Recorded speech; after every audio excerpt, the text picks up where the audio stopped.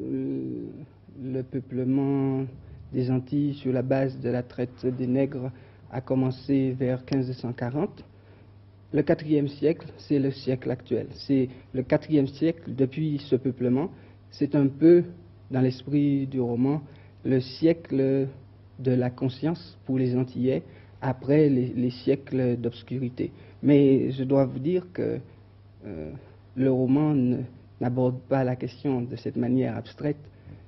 Justement, dans ce style antillais que j'essaie de faire, le roman veut concrètement incarner ces idées. Oui. On dit, ça a un sens aussi, je crois, dans le langage antillais, de dire c'est un siècle. Ça veut dire oui, quoi? Oui. C'est une expression courante chez nous, c'est une locution courante. Quand on veut marquer l'admiration ou l'irritation ou l'étonnement à l'égard de quelqu'un, on dit ce nègre-là, c'est un siècle. Un peu à la manière dont on dit ici, c'est un monde. C'est un monde, voilà.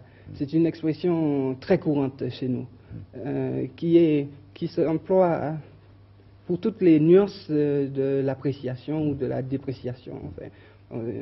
Et j'ai réfléchi en écrivant ce livre que toute cette histoire que les Antillais ont vécue et dont ils avaient perdu le souvenir, et dont ils reprennent le souvenir à l'heure actuelle, eh bien, passait par plusieurs stades, celui de l'Afrique, la terre de départ, celui de l'océan, la mer sur laquelle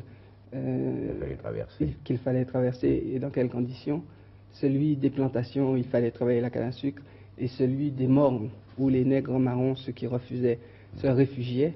Et quand c'est dit souvent, c'est un siècle. C'est un siècle, n'est-ce pas?